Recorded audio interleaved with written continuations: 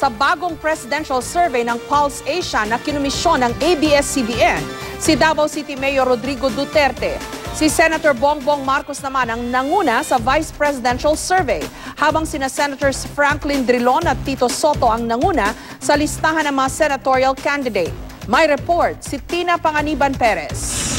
Nananatiling number 1 si Mayor Rodrigo Duterte sa pinakabagong pre-electoral national survey ng Pulse Asia na kinumisyon ng ABS-CBN.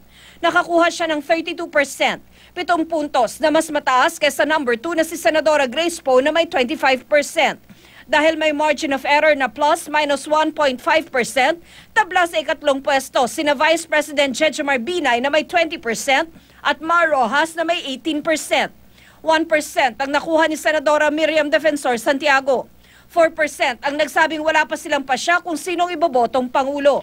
Kumpara sa nakaraang presidential preference survey ng Pulse Asia, bahagya pang tumaas ang nakuha ni Duterte. Parehas pa rin ang nakuha ni Poe at Binay, habang bahagyang bumaba ang nakuha ni Rojas at Santiago. You can expect more significant changes closer to the elections because that's the time that candidates would really try to make their last speech, no? Ang kampo ni Duterte, patuloy raw sa pangungumbinsi sa publiko na ang tunay na daan sa pagbabago ay sa ilalim ng pamumuno ni Duterte. Ayon naman kay Poe, gagamitin niyang gabay ang resulta ng survey kasabay ng pagtutok sa mga programa kontra kahirapan. Ang kampo ni Binay, sinabing patuloy silang magsisipag na mag-ikot at direktang kakausapin ng mga mamamayan. Ayon naman sa Daang Matuwid Koalisyon, ginawa ang survey bago pa ang kontrobersyal na rape comment ni Duterte. Unti-unti na raw nagsasani puwersa ang mga disenteng Pilipino para suportahan ang tambalang Rojas Robredo. Wala pang pahayag ang kampo ni Senadora Miriam Defensor Santiago. Tingin ng Pulse Asia, ilang pangyayari ang makakaapekto sa resulta ng susunod nilang survey. The recent statement on the part of Mayor Duterte, Which statement, sir? This is the statement with regard to the speech in Amoranto during the campaign, as well as the debate that will occur, the last presidential debate, and the reporting on that debate. Sa latest survey, tinanong din ng respondents ng kanilang second choice kung hindi tutuloy ang kanilang napiling kandidato. Sa pagkakataong ito, nanguna si Poe na may 29%, sumunod si Binay na may 17%, Duterte na may 16%, Rojas na may 14%, at Santiago na may 6%. Sa pagka-vice-presidente, nanguna sa survey si Senador Bongbong Marcos na may 27%, sinundan ni Senador Chis Escudero na may 23%.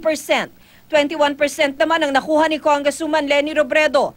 Nakakuha ng 17% si Senador Alan Peter Cayetano. 4% naman ang nakuha ni Senador Gringo Onasan, habang 3% si Senador Antonio Trillanes IV. 4% ang nagsabing wala pa silang pasya kung sinong ibobotong vice-presidente. Sa Senatorial Preferences Survey naman, nanguna si Senate President Franklin Drilon na nakakuha ng 51.6%.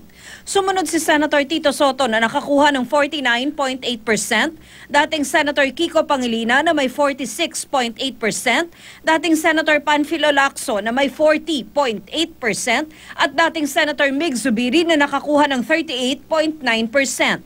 Pasok din sa top 13 sina Congressman Manny Pacquiao, dating TESDA Director General Joel Villanueva, Senator Ralph Recto, Senator Sergio Osmeña III, dating Senator Richard Gordon, dating Congresswoman Risa Ontiveros, dating Justice Secretary Laila De Lima, at Congressman Sherwin Gatchalian.